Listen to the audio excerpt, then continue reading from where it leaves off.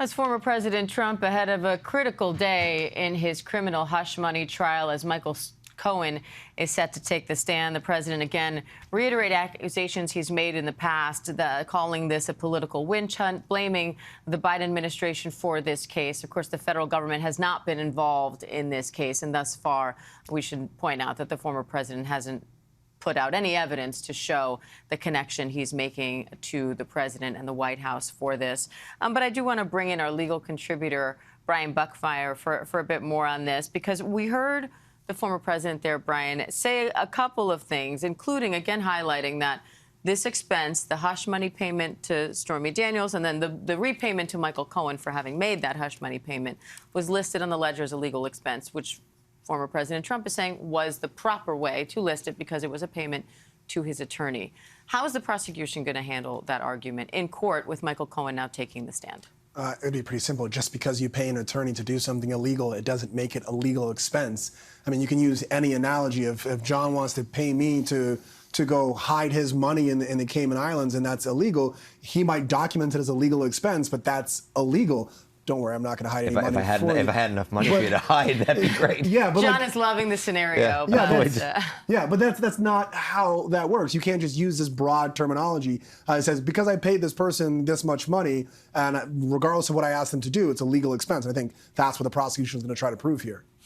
John, it was interesting to see the sea of faces behind Trump just there going in the courtroom. And he has amassed quite a following, or show of support, I should say, in court over the course of the past couple of weeks. What did you make of what you saw there? I mean, it's a big number today, right? So we went from last week only having one United States senator. Today we've got two. We've got J.D. Vance, senator from Ohio, and Tommy Tuberville, the senator from Alabama. There's a member of Congress, Nicole Malatiakis, from Staten Island with him, his son Eric Trump. I saw a whole list of campaign people, from Boris Epshteyn to Jason Miller, so many other aides. I think really this is the show of force day, right? This is the day that everyone knows is the day, right? Obviously, Stormy Daniels was going to be a very difficult day for Donald Trump. We know that. But this is the reason this case has happened. This is Michael Cohen. So if Donald Trump is not staring down Michael Cohen, and I'll tell you, Diane, and the people I've spoken to in the last 24 hours, a real divide, because we know that for much of this trial, Donald Trump has not looked at many witnesses. He's glanced over, stared a little bit, but most times, as you know, we've talked about on the air,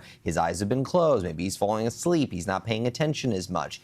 This one, I've gotten a lot of mixed views of what's going to happen, because Michael Cohen is the reason Donald Trump's there today. So does he stare him down? Does he look away? If he doesn't do either of those things, the crowd behind him will.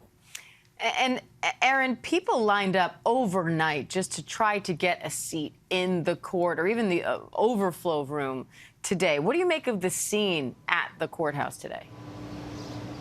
Yeah, the people were here early. They are interested. Members of the public were interested in viewing the proceedings for themselves. And many of them were able to get in. There are a few public seats in the courtroom itself, but about 30-odd in the overflow room, where many are sitting and just waiting for the testimony to begin. Outside, there's a handful of protesters against the former president, a handful for the former president. No sizable crowd, though, at all out here as Michael Cohen gets ready to take the witness stand. And Aaron, what do you expect to hear from Cohen today?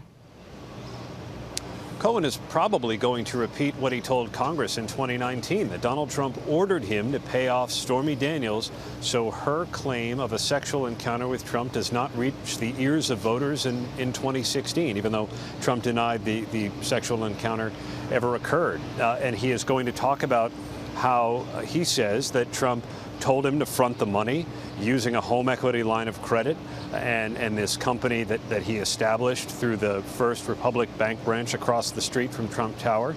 The jury has already seen all of the paper records, and so prosecutors are hoping that those documents will help corroborate Cohen, who is a convicted liar, and the defense is going to point out that Michael Cohen cannot be trusted. All right, Aaron Katersky, John Santucci, Brian Buckmeyer, thank you.